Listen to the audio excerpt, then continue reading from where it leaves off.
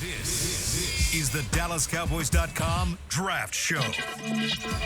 Your war room for insider news and draft analysis from deep within the confines of Cowboys headquarters at the Star in Frisco. And now, your host, Kyle Youmans.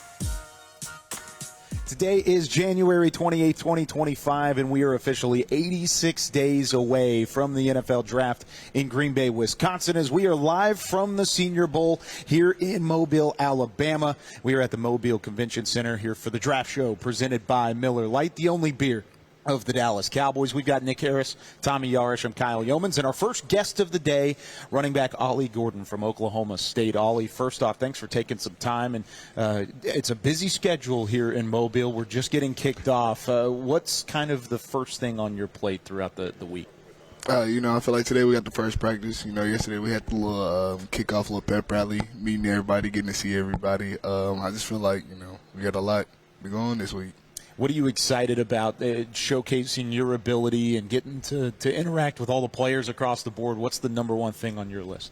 Honestly, just practicing with the players. It's a bunch of us here, a bunch of great players, and, we wouldn't be here for no reason. Yeah, and obviously you're meeting with a lot of teams, too. How much effort and prep do you all put into that aspect of things, too? Because this is, a really good opportunity to meet with some of these teams for the only time in the draft process. There's some teams you'll meet with here that you don't meet with at Combine that you could end up getting drafted to. I feel like we take a lot of time just off of our free time, talking to our agents, even our free time here, talking to other players, seeing how they feel, getting their perspective from it, being able to give what we know, being able to give what they know, combining our stuff like that. When you look back at your time at Oklahoma State, what's something that you did that maybe scouts will say, I don't know if you did this as well, that you're hoping to change their minds on here this weekend? I would say going from sophomore to junior year, definitely being more downhill. Sophomore year was just one step going. Junior year was kind of a little behind on that, but I feel like, I can showcase that here. Why do you think you were a little behind in your junior year in that regard? I would just say it was more of processing what was going on in the box. It was more people in the box my junior year than it was sophomore year. Mm-hmm. You had a great sophomore year in the way that you were able to explode just kind of onto the scene, win the Doak Walker Award, and kind of take your career to the next level. How do you get back to that whenever you are talking to these NFL teams and showcase that that's the guy that you truly are? Just go out there and just play free, not worry about anything too much. Especially now with not having to worry about school, just being able to go out there and play football. And, that's how it'd be from now on. Yeah, that trophy in your trophy case is definitely a target going into 2024, right? Going into the junior year. What would you say you've learned from that, though, with those stacked boxes and everyone having to account for you coming out of the backfield? How do you think that has helped you going into this process? Honestly, I would just say, being able to tune that out and run harder. Sometimes it's like, okay, it's a stacked box, but, in the league, it's going to be a stacked box. Can't let that stop you. And it's no different at Euless Trinity back in the day, too. I mean, they were putting stacked boxes on you all the way through the fifth round of the playoffs. Yeah, that is true. I feel like high school, I was just able to, outrun everybody. Yeah. It was good, but, everybody in the next level gets better, and the competition gets better, so. Yeah. When you look at this running back class from top to bottom, it's pretty deep. Where do you feel like you stand out amongst the rest of your peers in terms of what's something that you feel like you do better than anybody else? I would say catching the ball out the backfield, being able to pick up pass pro, just being a bigger back, the pass pro becomes easier. And, more people want to swat and swim and go through me just because I'm a bigger back. So I feel like that helps a lot. Did you learn a lot of that from your time in high school before even showing up at Oklahoma State? Because there wasn't a whole lot of passing in Euless Trinity. They were running the ball quite a bit. I mean, how much did you have to adjust when you got up there to Stillwater in that regard? I would say from my freshman to junior year, I definitely had to adjust a lot, especially, like you said, with the pass pro, picking up passes. We didn't really throw like that at Trinity. If we did, it was me throwing it. So, and then I wasn't even throwing it. But, I felt like freshman to junior year, I definitely had to adjust, okay, what pass move is this linebacker going to do? What is this D lineman going to do? Sometimes we got to pick up D linemen. So I feel like from freshman to junior year, I definitely had to learn that. Can you still do the pregame haka? Ooh. I feel like if we got a group of the guys together, I definitely could do it. No, we got to do it right now. Marrying your high school experience to the college level and obviously having a good time up in Stillwater, what would you say overall the carries that you've gotten? Why would that be a positive for a team to have that many carries? I mean, I feel like it'd be huge just because, I mean, it's a lot of carries, but also when you look around the collegiate level, it's definitely not as much as some of the other backs have. So I feel like my body and everything is still fresh and, ready to go. Still got a lot of mileage left on it. I think especially because you look at a guy like Derrick Henry, right, and he had a ton of carries in high school, a ton of carries at Alabama, and that's obviously translated well into the NFL, especially for a bigger back. Do you think that benefits you at the end of the day? I feel like it does because I feel like teams will look at it and be like, okay, we can put the ball in his hands. He knows what to do, and he'll know how to manage with it. Speaking of managing it, like these guys said, in high school they leaned on you a lot. At Oklahoma State they lean on you a lot. How have you learned to kind of manage that workload and take care of your body to where when you get to the NFL level, you can continue to manage a workload like that? I mean, as we get older, you know how to take care of your body. Some days you need more ice tubs. Some days, you got to hit the lift harder. I just feel like it depends on where I am in the situation at the time. Yeah. You're going to face a lot of great prospects throughout the week, whether it be in drills or one-on-ones and throughout these Senior Bowl practices. Who are some of the guys that you've known or faced before that are going to bring the heat? And even if you don't have anybody specific that is going to be here this week, who was the best player you went up against during your college career? I would say probably during the week. We practice against our own team, and my boy Nick Martin over there. Yeah. So I feel like he's definitely going to bring the heat, and I can't wait to go against him. It's always good on good, especially coming from Oklahoma State. The practices are always good. So, anybody else in the Big 12 to keep an eye on that you've faced, whether they're a draft prospect or not? I would say the linebacker from Utah. Oh, okay. Yeah, he's nice. He's good. We got a lot of film nerds that watch our podcast.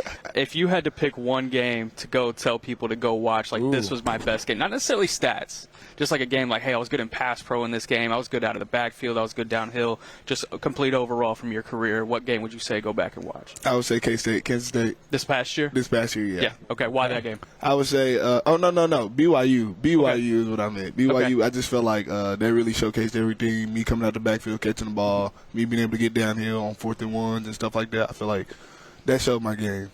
There you go. You mentioned Nick Martin. You two went at it in practice a lot. Who won the battles the majority of the time? Was it you or Nick? Who's sitting at the table with y'all right now, man? Yeah. But me and my dog, we went 50-50. It was always good on good, Of course, this is the DallasCowboys.com draft show. So what would it mean as a Dallas-Fort Worth product from Euless Trinity going to Stillwater and then getting the opportunity if you were to have your name called by the Dallas Cowboys? I mean, I feel like it'd be huge, honestly, just off of being a Cowboy, staying a Cowboy. And then I'll be close to the house, be able to see my mom at any time, my family. I feel like that'd be huge. That would be an awesome time. Ollie Gordon joining us here on the Draft Show. Ollie, good luck this week. Go show out. Can't wait to watch you on the field out there at Hancock Whitney Stadium, and we'll talk to you again down the line. Yes, sir. Thank you. I'll talk to y'all later. There you go. Thanks, Ollie Gordon. It, we'll be back with more of the Draft Show coming up right after this.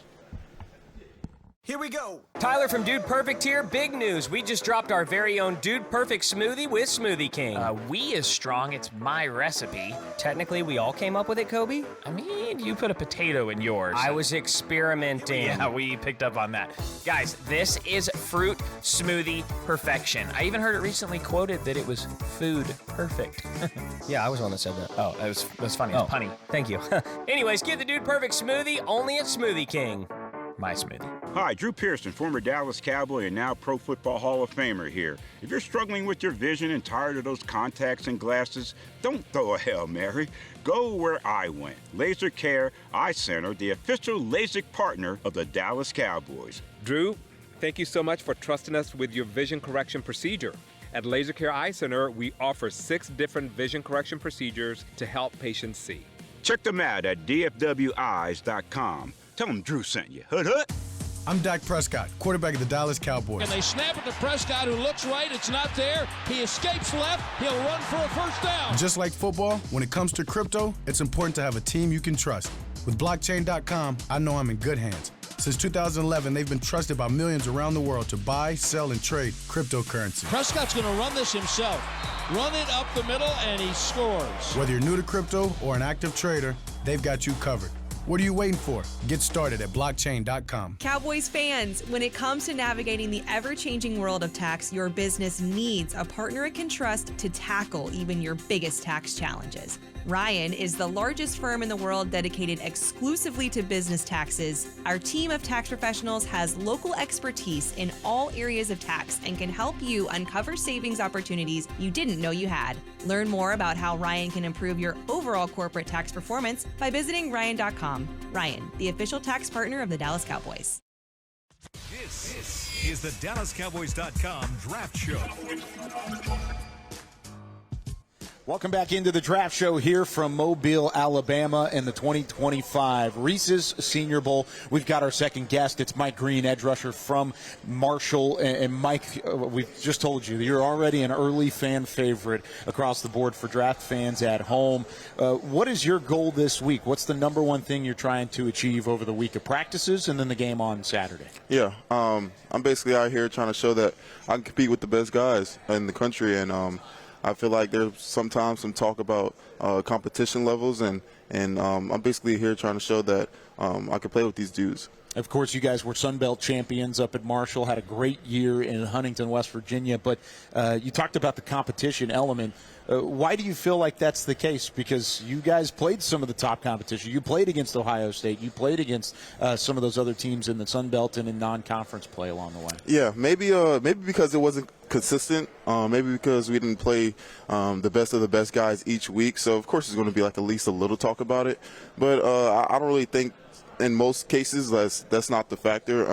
I know sometimes it could be like that, but for the most part, like I still think we played the top-notch competition at some points of the season, and there's other barriers that I have to overcome, like double team, triple teams, getting chip blocked, and all those types of things. So I think it was still a challenge, and I'm just excited to be out here and showcase my talent. You mentioned being double-teamed, triple-teamed all the time on film. When you get one-on-one against a tackle or whoever it may be, what do you feel like you do best in order to win there and get to the quarterback? Yeah, most of the time I have a plan of how I'm going to approach the tackles that we're going to face that week. Most of the times I was able to beat them with like any kind of speed rush or any kind of finesse move. So that was kind of like the thing that I think I did the best at last season. So it just depended on which opponent we were facing. Some opponents I had to do speed rushes, some opponents I had to do power rushes. So it just depended on who we were facing that week. You mentioned the variety of pass rush moves. It stands out on film. You can win in a lot of different ways. What's your favorite pass rush move, and what do you feel like makes it so effective for you? I think spinning, because I'll sell either inside or outside very good, and I'm able to get down and leverage and I'm a little bendy and fast, so I think it's easier for me to sometimes spin around guys. So I'll probably say spinning, yeah. In this era of college football, 9 out of 10 of these guys, maybe that's a little high, but a lot of these guys here, the first stop doesn't really work out. And then they find the second stop, and it's able to really, help their career. Going from Virginia to Marshall and having to go through that process again, go down to the G5 level, but still find your way into first-round conversations. How do you think that speaks to your progression? I think it just speaks to you, like, everything that you need to know about me. I'm a guy that keeps my head down and keep pushing. Regardless of the competition level and regardless what challenges I may have faced, I was still able to keep my head down and keep going. So I think that just tells you the type of guy that I am and the type of football I like to play. I know Coach Huff runs that program like an NFL team. Yeah. What would you say your experience under Charles Huff and that coaching staff prepared you for the NFL? Coach Huff, he's a great guy. He kind of played like the grandfather of the team. He sat back, he let you figure out things yourself, and he was just let us be able to go out there and just play football. And I think he's a great coach because he's not out there on the field with us, so he let us figure things out, and I think that helped us in the long run. And he's a great guy, and I love Coach Huff to death. Sorry, I'm not trying to run through questions here. I got one more. As far as yesterday weigh-in, you're one of the big winners, getting in over 250. How big was that for you? Yeah, it was huge. I didn't know how big it was going to be for me, at least, but I knew I was going to have to come in here a little bit more heavier than I've been this past few years. But I feel like it was a big accomplishment for me, simply because there was a lot of talk about me being undersized and things like that, and I came in not undersized. So, of course, people are going to keep coming with things that like arm length and hand size and all those different types of things, but that's just challenges that everybody's going to have to face, and I feel like regardless what the measurements is, the tape is the tape. Yeah. Mike Green, edge rusher from Marshall, joining us here on the Draft Show.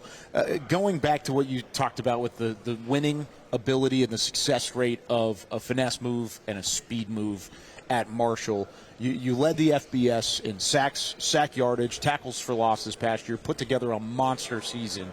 You're going up against that competition that you mentioned as well this week in the Senior Bowl. Do you think you'll have to employ more than just one speed move or one finesse move in order to get it done now that you're going up against some of the better tackles in the country and then ultimately into the NFL? Yeah, for sure.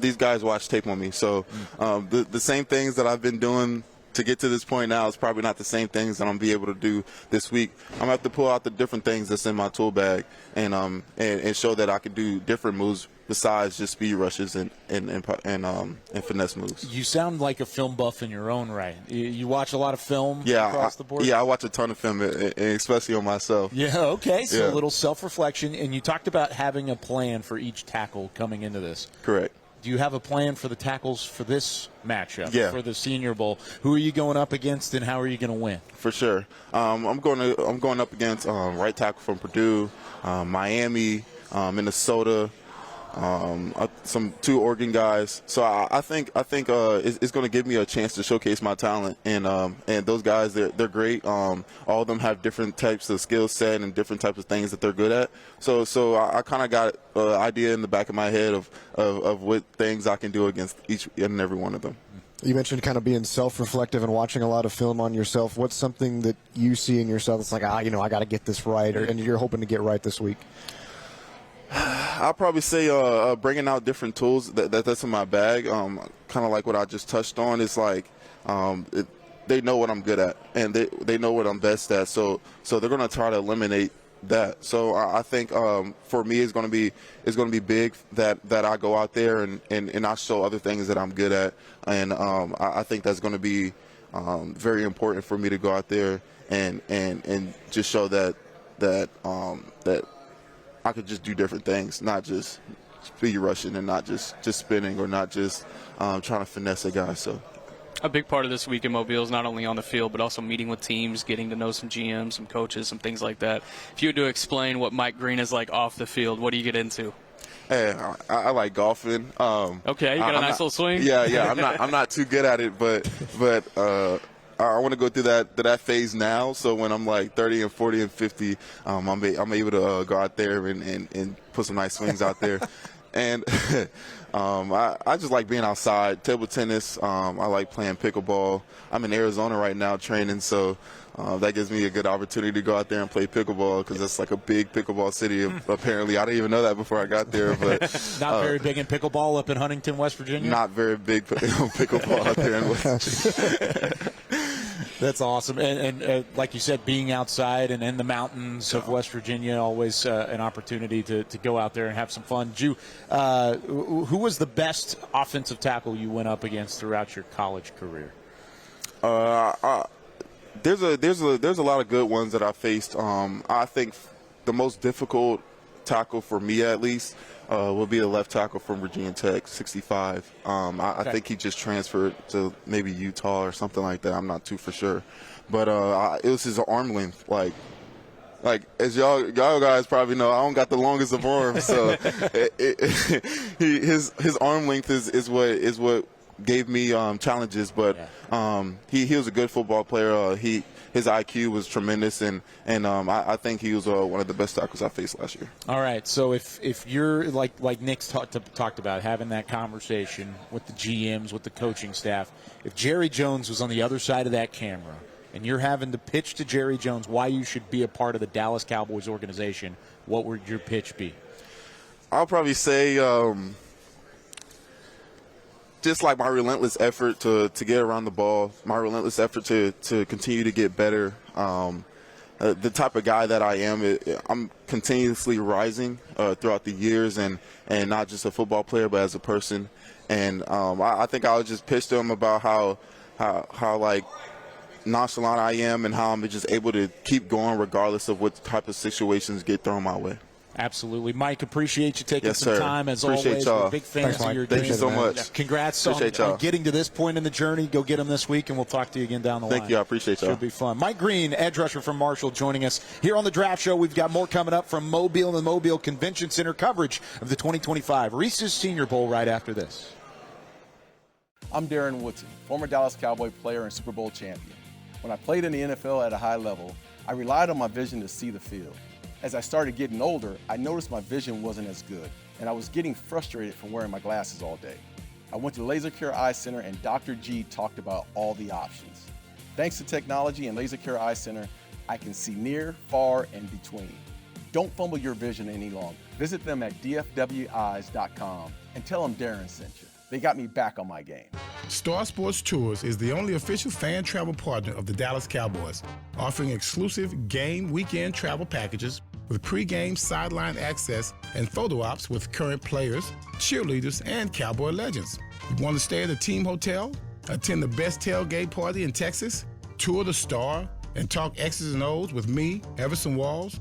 With Star Sports Tours, you can. Visit cowboystravel.com to book your travel package today. Here we go. Tyler from Dude Perfect here. Big news. We just dropped our very own Dude Perfect smoothie with Smoothie King. We is strong. It's my recipe. Technically, we all came up with it, Kobe? I mean, you put a potato in yours. I was experimenting. Yeah, we picked up on that. Guys, this is fruit smoothie perfection. I even heard it recently quoted that it was food perfect. Yeah, I was the one that said that. Oh, it was funny. It was punny. Thank you. Anyways, get the Dude Perfect smoothie only at Smoothie King.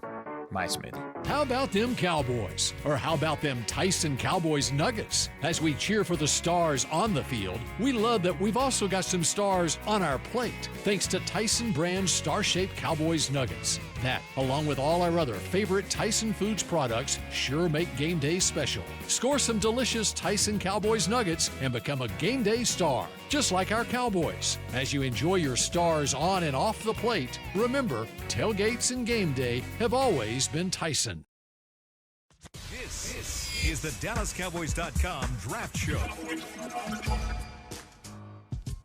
All right, time for our final guest of the day, Mbow from the University of Purdue up in Purdue, Indiana, one of the top offensive tackles in this 2025 NFL draft class. And Marcus, first off, you've gone up against some of the better competition already throughout your Big Ten slate, some of the best teams, best players.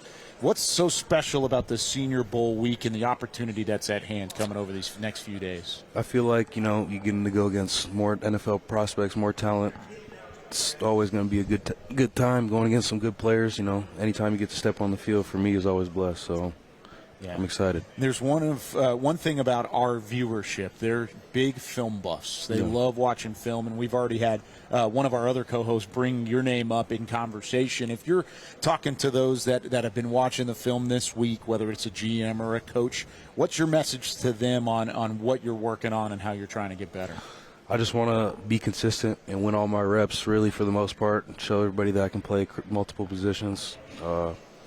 In general, I've just been working on playing center, playing guard, playing tackle, being able to play left and right, just working on everything, to be honest. And you expect to play all three this week? I definitely expect to play some guard. Not sure about center, but yeah. Awesome. Your Big Ten conference is known for the physicality at the line of scrimmage and just kind of the mix of the elements at times with up north and cold and all that mixed together. Usually you churn out some pretty good offensive linemen like yourself. How has playing in that conference helped mold you into the player you are, and especially going up against some pretty good defensive line talent too? Yeah, it's been great for me. Since I've been playing since redshirt freshman year, I started all the games, and I was going against some big ass dudes at guard. So it's helped me a lot grow physically, mentally, and it's definitely been a challenge. You've gone up against some pretty good defensive linemen in your day. Who would you say is the best that you've faced, and why? Matchup-wise, I feel like Mozzie Smith, my redshirt freshman year, he was pretty tough. He was strong as an ox in the Big Ten championship game. He was probably one of the better ones. See, now you're trying to appeal to Cowboy fans. Yeah, that's where Mozzie Smith ended up. Over there. I think the versatility between inside and outside, obviously there's a lot that you can learn from that, not only at the college level, but also take into the NFL level. For any team that would be looking at you potentially at both, why do you feel like either or could work at the NFL level? I feel like, I have the athleticism and the knowledge about ball to play either one. I feel like I can do it. I know I can do it. I'm ready to play wherever they ask me to, for sure. I know a big part of this experience here in Mobile is not only on the field, but also meeting with teams, GMs getting to know you, coaches getting to know you. For anybody who's wanting to get to know Marcus Mbow, what would you say you're about off the field? off the field, and then I'm really chill. I don't do too much. I stay at home. I hang out with my dog. Spend good time with the people I love. Really, What kind of dog you got? Staffy Pit. Okay, there you go. It's been a little while. I miss her. Yeah. What's her name? Roxy. Roxy. Yeah. Okay. That's You've been training. That's why you haven't seen her. Yeah, she's back at home. Gotcha. Where are you training at? Dallas. Exos in Dallas. Okay, very yes, nice. Sir. So you're nearby, of course, a great group over there doing great work. What are some of the things that you're technically trying to get better at throughout the training process and then this week in Mobile? I'm really working on, having good pad level in my pass sets. Kind of just been working on snapping the ball, really. I haven't really been working on fundamentals of the snapping, but just trying to get comfortable and learning how to snap and learn how to get off the ball and just really working on my game overall. Is there a position between the three that you feel most comfortable at? Is there one that outlines it better? I feel most comfortable at tackle. I understand it the most. I know what it takes and, in terms of depth and width with the setting and whatnot, but I'll probably say tackle as of now. You talked about being a film buff and kind of getting into the knowledge of the game. How much have you watched guys at the next level, NFL tackles, NFL offensive linemen, and is there anybody you model your game after? Yeah, I watched a lot of Trent Williams when I first switched to tackle. His game it helped me a lot, to be honest. I took a lot from him in terms of what he does with his hands and a lot of things in the run game that he did, but I like to watch a lot of Trent Williams. That's a good one for sure. The good thing about I didn't cut you off, but the good thing about this week is you get to go up against some of these top tier guys that defensive tackle and edge. Have you looked through the list at all, and are there any guys that you're looking forward to playing against? I've looked through the list. I've watched some tape on most of the edge guys. I wouldn't say there's really anybody in specific that I'm excited to go against, but I'm excited for the competition. If you had to go back and tell fans, like, hey, go watch this game, this is probably the game I was most sound in pass protection, run game, complete overall, what game would you say that would be? I'd probably say the Oregon or Michigan State game. Yeah, why those games? Just going off of what you said, I feel like I was in a flow, having a good game. I don't remember really getting beat at all that game, so whenever I don't get beat at all during the game, it's good for me. Yeah. You said you haven't necessarily honed in on anybody that's on the list, but there's been some people honing in on you. We talked earlier with Marshall edge rusher Mike Green. He said, I'm excited to go up against Marcus Mbow and what you bring to the table. So you have the reputation preceding you. We're excited to get to watch you. Final question for me, what would it mean? Of course, the Cowboys have had a rich history on the offensive line. What would it mean if on draft day you get your name called and you're going to get a star on the side of your helmet? That'd be pretty neat. I remember our offensive line coach had us watch the Great Wall of Dallas multiple times the past 2 years, and just like as an offensive line, that documentary. But I feel like it'd be cool, man. Dallas is a great organization, great franchise, and has history behind it. Hey, Nate Newton is a big friend of the show and a big number 61, man. Yeah, he's one of our watching favorites. him on that documentary a lot. I'll FaceTime him once we're done. We'll get you some insight before you hit the practice field. Marcus, thanks so much for taking some time. Yes, Good nice luck this week. Marcus. Appreciate it. Congratulations on getting to this point. We've got more of the draft show. We're going to preview the 3 days of practice here in Mobile, continuing our coverage of the Reese Senior Bowl right after this. Here we go. Tyler from Dude Perfect here. Big news. We just dropped our very own Dude Perfect smoothie with Smoothie King. We is strong. It's my recipe. Technically, we all came up with it, Kobe? I mean, you put a potato in yours. I was experimenting. Yeah, we picked up on that. Guys, this is fruit smoothie perfection. I even heard it recently quoted that it was food perfect. Yeah, I was one that said that. Oh, that's funny. It's punny. Thank you. Anyways, get the Dude Perfect smoothie only at Smoothie King. My smoothie. Hi, Drew Pearson, former Dallas Cowboy and now Pro Football Hall of Famer here. If you're struggling with your vision and tired of those contacts and glasses, don't throw a Hail Mary. Go where I went. Laser Care Eye Center, the official LASIK partner of the Dallas Cowboys. Drew, thank you so much for trusting us with your vision correction procedure. At Laser Care Eye Center, we offer 6 different vision correction procedures to help patients see. Check them out at dfweyes.com. Tell them Drew sent you. Hood, hood. I'm Dak Prescott, quarterback of the Dallas Cowboys. And they snap it to Prescott, who looks right. It's not there. He escapes left. He'll run for a first down. Just like football, when it comes to crypto, it's important to have a team you can trust. With blockchain.com, I know I'm in good hands. Since 2011, they've been trusted by millions around the world to buy, sell, and trade cryptocurrency. Prescott's going to run this himself. Run it up the middle, and he scores. Whether you're new to crypto or an active trader, they've got you covered. What are you waiting for? Get started at blockchain.com. Cowboys fans, when it comes to navigating the ever-changing world of tax, your business needs a partner it can trust to tackle even your biggest tax challenges. Ryan is the largest firm in the world dedicated exclusively to business taxes. Our team of tax professionals has local expertise in all areas of tax and can help you uncover savings opportunities you didn't know you had. Learn more about how Ryan can improve your overall corporate tax performance by visiting Ryan.com. Ryan, the official tax partner of the Dallas Cowboys. This is the DallasCowboys.com Draft Show. Welcome back into the Draft Show presented by Miller Lite, the only beer of the Dallas Cowboys. Taste you can depend on. Back alongside Nick Harris, Tommy Yarrish, and Kyle Youmans. What an opportunity we've had to get to catch up with some of the top players of the NFL draft, and, of course, here in Mobile. Special thanks to Ollie Gordon, Mike Green, and Marcus Mbow, to come and sit down with us. It's been interesting, Nick. We talk about these guys and, of course, the film study, and a lot of times this is the first real contact that we have with them through the draft process. From this point forward, we'll have the draft process, including Senior Bowl, of course. Then you've got Combine, you've got 30 visits and a lot of different elements, pro days, whatever it may be. What are your first impressions on the three guys that we got to talk to today? Yeah, it's a good environment to kind of sit down and get to know these guys. Obviously, I knew Ollie a little bit from before his time in Oklahoma State, so good to catch up with him. Mike Green, when he walked away, I think we all three looked at each other like, man, that was a good interview. So I know Mike Green's a fan favorite for a lot of guys, and rightfully so. I mean, you're looking at him weighing in at 251 pounds yesterday, coming in here and having those measurements come in. Granted, the arm length might be a little short, but I think this is a guy who's stamping his spot as a top 20 pick. And if he has a good week this week, that can only continue. But I think you talk about the personal element, and that's obviously, I think it's an underrated part from the fan perspective. It's an underrated part of this process here in Mobile, or the underrated process of the part in Indianapolis for the Combine, is when these teams sit down with these guys and get to know them. We've heard many times great talents get put off the board because of character concerns or something that was a red flag in a Combine meeting or a Senior Bowl meeting. So, getting to know the person is just as valuable as getting to know the player. Yeah, I think we were unanimous on Mike Green. That was a really good interview. And you're right. I think the personality portion of it has something to do with it, because you think about how much time these guys are going to spend with their coaches, their position coaches, the strength staff, and their teammates. So, you want to make sure that everything is a good locker room fit, too. But really, all three of these guys that we talked to today seem like they fit that bill. And Mike Green came to me across as very confident.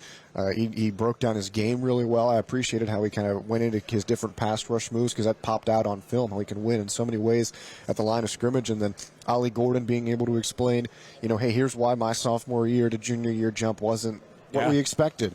And the same thing with Marcus Mbow, talking about some of the guys that he's faced. And he mentioned Mozzie Smith as a guy who gave him some trouble back in his college days. So can I say that surprised me? That was surprising. That was a little surprising. But that was surprising. But I think he mentioned his just brute strength. And that's true. And that doesn't surprise me at all. 100%. But after remember how good he was at Michigan. Right. Yeah, I know a lot of not it is necessarily hindsight. It's 2020. He was great at Michigan. Yeah, let me His backtrack a tape was second. fantastic. It wasn't necessarily surprising that he said, Mozzie Smith, the player, because he was talented at Michigan, and I think he finished the season just fine last year for the Cowboys. He took a step forward for sure. If this team drafted a one tech in the first round, I wouldn't hate it, because I think you could get better at that position. But you look back at what he was in college, that's maybe not the most surprising. But he's faced a lot of Big Ten defensive linemen, like that Ohio State defensive front. Like there was no guys there. But remember, I didn't mean to cut you off there. No, you're fine. Michigan cats that are at the top of the defensive tackle class. That's 100% fair too. And he didn't say either one of their names. He said the one that was drafted 2 seasons ago. And Josiah Stewart, the edge out of Michigan too. So there's all kinds. I mean, you look at Ohio State, Jack Sawyer, JT Tuimoloau. Yeah. I mean, that's impressive that Mozzie Smith stuck out amongst the rest of those guys. I know there's a lot of draft people that are just hitting their head on the table right now. They're like, I don't want to hear about that kind of stuff. But, of course, Mbow was a guy that brought up in the early portions, and you could kind of hear there the versatility is something that teams covet of an offensive lineman. He's at least the tackle film that we've seen, he's better at tackle. But he said he's confident pretty much anywhere on the line, but he still wants to kind of stay there on the outside. Yeah, and I think it's a fascinating thing we are going to talk about now that there is finality in the coaching search. Brian Schottenheimer being hired. There's going to be a lot of consistency coming over from the previous regime, but what do the changes look like? And I've written a little bit about that on the Star Telegram, is what exactly can the changes be expected from the Schottenheimer regime, and I wonder how that trickles down to scouting, because you looked at specifically whenever Dan Quinn was in Dallas as defensive coordinator, he loved the versatile defenders. He wanted the guys that can play multiple positions. I feel like that kind of trickled down with the entire McCarthy staff as well. That's been a Will McClay thing since the very beginning, since way before McCarthy even got involved. So how much do they emphasize versatility with guys? They love guys that can be placed in multiple different positions. You look on the offensive line specifically, you look at a guy like Cooper Beebe last year coming in as a guard. They move him to center. It works out. You look at Brock Hoffman. Whenever there's injuries up front, he can start at center. He can start at right guard, having that flexibility. Tyler Smith started a game at left tackle last year. So I think hunting out these opportunities for guys that are versatile, it's a positive, but I also think there is a negative side of it too, because you also need the guys at the same token that can be honed in on one spot and really master that craft. And I feel like the Cowboys do have those spots, but I also feel like maybe there's a bag of mixed traits with certain guys. And I feel like if they could just hone in, let me think off the top of my head, find a just a downhill running back. He doesn't need to have any receiving knacks. I feel like you can find a receiving back in this draft if you wanted to. Just find that downhill guy that can get you those red zone opportunities, get you those short yardage opportunities. You can look at just a pure edge rusher, just to help seal the edge, to pair with Micah Parsons. Granted, versatility is fantastic. You look at a guy like Marcus Mbow, he can certainly help in this offensive line room. I appreciate versatility, especially on the offensive line, because I'm from the line of thinking that, regardless of what you've got in your personnel room, you want to put the 5 best offensive linemen that you can out there on the field. And you got to figure out a way to get your 5 best guys out there. You can't have one of your best 5 offensive linemen sitting on the bench and waiting to come in and fill in and support. So if the Cowboys think that Marcus Mbow fits that bill, then you got to find a spot for him on this offensive line. Is it at right guard if Zach Martin doesn't return? Is it at tackle if either Terrence Steele doesn't return, or if Tyler Guyton just doesn't progress or take that next step? So that's how I look at the offensive line. But no, that versatility, and Nick makes a good point, and that sometimes it can be a negative, because if you're moving around too much, and we kind of saw it with Tyler Smith when he moved to tackle, it is kind of a little bit different than what he's been able to do at guard. But the fact that you're able to do that and still play at a high level is incredibly valuable. Not only him, Chauncey Golston. I mean, whenever he came into the league, he was an edge guy at Iowa. Yep. They tried to hone him in on the interior and trying to make him that flex piece that can play up and down and around. But once injury forced him to just stay at end, he was great at just end, And some of these guys, I think maybe versatility can get pushed onto them, and I don't think that's a Cowboys problem. I think that's a league problem. I see it happening around the league with different guys, and I think versatility can be a great thing, but it can also be a detrimental thing with the wrong guy. I'm glad you brought up the Schottenheimer hire, because, of course, this is kind of an off-ball episode here in Mobile, a little bit different than what we've done in the past. And so it is the first episode that we've had of the draft show with Brian Schottenheimer as the new head coach here in Dallas. So you mentioned how it could change from a scouting standpoint. We're going to learn a lot about that, I think, this week. Schottenheimer did not make the trip, and nor will he, to Mobile, but the rest of the front office is here and the scouting department is here. We're going to get a lot of conversations as to what those early conversations have been about building this draft board and building the priorities that they're going to look at throughout the offseason. But one thing I want to mention is, of course, the first draft that Mike McCarthy ran as an offensive-minded head coach. Brian Schottenheimer is an offensive-minded head coach. You ended up with CeeDee Lamb in that first pick at 17. Even if you could have used that selection early, that was kind of a blinking light, best player available. They ended up taking him, and that's how it happens. Is there any shift in your thinking with Schottenheimer as the man in Dallas, whether or not the Cowboys will lean offense or defense at pick number 12? I think that's a fantastic point, especially peeling back to 2020 and McCarthy getting CeeDee Lamb. Granted, he fell to them, but it was a different situation. Yeah, remind me who it probably would have been. Caleb Chason. That's the okay. Edge rusher from LSU. That worked out. I think you're certainly onto something there, because you look at the running back position. Obviously, Ashton Jeanty, we're going to talk about ad nauseum. It's just a matter if he gets to 12. I think, and I keep flipping my thinking on this because, like, some days you catch me and I'm like, yeah, I'd take him at 12, and other days I'm like, no, the class is too good. Yeah. I wonder what the scouting department thinks about that, and I think that's probably something they'll hold close to their vest up until draft day. But I think going and getting multiple offensive weapons in this draft, whether it be a Harold Finn, and I'm seeing it right here on your computer here, Tommy, or a Emeka Egbuka, whether it be late in the first if they decided to trade back, or a Trey Harris in the second or third round. Jaden Higgins is a wide receiver here from Iowa State. There's some offensive weapons that he could add to this team. I think if he's looking at the offensive side of the ball, he has to be maximizing that going into this draft process. Yeah, I completely agree. And really when it comes to that first round selection, I think you go best player available, just because I think every position that you've got on your roster right now, maybe except for quarterback, I would accept or expect a first round selection from, because I think that this team just needs to get right personnel wise, whether that be running back, whether it be wide receiver, defensive line, whatever it may be. But no, I agree with Nick. I think that this offense needs to be built around what Brian Schottenheimer wants to do. And when you think about that, it's running the football, and he was talking about some of the things yesterday, getting the play action game going, motion, shifts. Who are some guys that fit that bill? And so this scouting department has got to dive into that. They know who their head coach is now. They know what the scheme's going to look like. They know what Brian Schottenheimer is going to want, or if they don't know now, they should know here pretty soon. And so they can go and get those guys for Schottenheimer and, kind of round out this offense. Anybody here, you mentioned Higgins from Iowa State, anybody here that you've had your eye on that could maybe fit that bill across the board? I know Ollie Gordon's an interesting one because we've brought him up. We've had that conversation on the draft show previously. Had the conversation with him today, did a great job on the interview, and we'll take some bits and pieces from that. That could be an interesting later option if you want to try and stretch it past the third round, or maybe third round, fourth round, fifth round, if you can somehow get back into the fourth and package some picks together. But overall, anybody kind of stand out amongst the group of Reese's Senior Bowl guys that you can keep an eye on? Well, if you're looking at the offensive side of the ball, I think at the running back position, like I mentioned, Ollie Gordon is a guy to keep an eye on. If they're looking for a receiving back out of the backfield, I think Devin Neal from Kansas is one of the better receiving backs in this class. And then if you look at the wide receivers, this is a really good group, I think. You mentioned, Nick, earlier from Iowa State, Jaden Higgins, the big X guy. That's something that I think this offense really needs. We talked about it with Trey Harris. Broadus and I went back and forth on Trey Harris. We really like him. And so I think that would be a good option. And, Jaden Higgins is another guy to watch for there. Jack Besh from TCU, a good option at wide receiver. And then this defensive line class, especially here in Mobile, I mean, just fantastic. Deion Walker measured in at like 6'7". Yeah. Wow. 350. Yeah, 350. Wow. That's just a big human being. Walter Nolan, I'm not sure if he's going to participate or not, but he measured in pretty well too. Yep. I'm a big fan of his. And then some other good options. Omar Norman Lott, Knicks guy, and I.S. Peebles from Virginia Tech.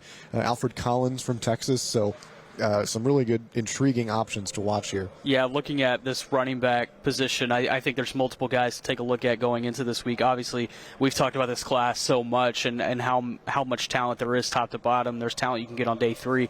Some guys that I'm really looking forward to seeing, R.J. Harvey out of UCF. He came in a little bit smaller than I expected yesterday, but I'm still an R.J. Harvey backer. I think this is a guy, no pun intended, I think this is a guy that can really have a good week and explode on draft boards. Damian Martinez out of Miami. He's a big power back. He's downhill. He weighed in, I think, yesterday 235, if my memory is serving me correctly. He is a big presence coming out of the backfield from Miami, a transfer from Oregon State that had a great career with the Beavers. 226. 226. Okay. Then he's gotten a little lighter because he played probably at 230, 235 at Oregon State. So some weight that he has shed in his time at Miami. And then Woody Marks from USC. I think he's going to have one of the bigger weeks for running backs here. I think this is just an environment that benefits him a lot. Talking about the tight end position, Thomas Fadone out of Nebraska. This is a guy that I'm really watching close this week. And then Gunnar Helm out of Texas if he competes. Some of these Texas guys are still battling their season ending not that long ago, so keeping an eye on that. And then the receiver I'm most excited to get my eyes on this week, actually I'll give you two names. We've talked about Savion Williams. I know Vach is a big supporter of his. TCU. I'm really excited to see what he's got coming down the pipe this week. And then Xavier Restrepo out of Miami. That is a guy that I think has some inside-out versatility. I have some questions, but I'm very curious to see how they get answered this week here in Mobile. I think Restrepo is a potential second-round talent that could sneak into the back end of the first round with a good week here. The only concern I have of trying to get a true read on this running back class and the talent here is in these practices, it's no secret, running back is a tough evaluation because they're not getting hit. They're not actually running through legitimate holes a lot of the time. It's just thud up and then keep going, and you're going to run through tackles. You got to see the lateral ability, the burst, the handoff, all the different elements there to it. But one of my favorite parts about this week are the one-on-ones. Outside, wide receiver versus corner. Inside, you've got the offensive line versus the defensive line, and really the different evaluations you can do there. 2 edge rushers I want to look at. Of course, one of them is probably going to be out of the mix for Dallas anyways, unless they want to talk about it at 12, because I don't think he gets to 44. But Princely Umamielen from Ole Miss, I think, is somebody you can keep an eye on. I think he gets to 44. You think so? I think so. Yeah? Yeah, go ahead. I'm here to manifest it. But Landon Jackson from Arkansas as well. Yeah. I think he's a big body, somebody that nobody's really talking about right now. I had a chance to watch some of his film this past week, and he's a disruptor, man. Good at setting the edge. Good in run defense as well. Long arms and able to use that length to his advantage. So I think keep an eye on those 2 guys. Of course, we talked about Mike Green, and we had the great conversation with him earlier in the show. Excited to see what he can bring as the FBS leader in sacks and tackles for loss this past year. One extra edge rusher I want to throw in, Donovan Ezeriaku from Boston College. So productive this past season. I definitely butchered it too. I think he's got a fun week ahead of him. I'm curious to see how he matches up with some of these elite tackles that are here in Mobile. That's a guy that I'm keeping a close eye on because you look at the flash in the pan, like 1 year explosion guys. You see Donovan Ezeriaku, and I think that's a guy I think who could benefit by consistency here in Mobile and then a good combine as well. Of course, practices begin today at Hancock Whitney Stadium on the campus of University of South Alabama. Excited for this entire week. We'll be back here on Radio Row in the middle of the week. If you have names of prospects that are here at the Senior Bowl that you want to hear from, tweet at us. Of course, Nick Harris, what's your handle on Nick Twitter? Harris, FWST. It changed. It used to be Nick Harris, DC. And then you've got Tommy. Tommy _ Yarrish. I've got that one down. And then mine's Kyle _ Youmans. But tweet at us if you haven't already. Give us some names that you might want to talk to throughout the week. We'll do our best to request it with the Senior Bowl staff that's done a great job of loading us up with great prospects and different conversations along the way. Practices begin today. We'll have some extra coverage on DallasCowboys.com, whether it's Tommy and I on the video side or written. And then you can, of course, hear from Nick Harris on Fort Worth Star Telegram as well. Lots of coverage still to come here from the 2025 Reese's Senior Bowl in Mobile, Alabama. For Scott Purcell and Chris Beam putting this all together, getting us on the air, for Tommy Yarrish, Nick Harris, I'm Kyle Youmans. We'll see you next time with more of the Draft Show presented by Miller Lite. This has been a production of DallasCowboys.com and the Dallas Cowboys Football Club. How about this, Cowboys? Yeah!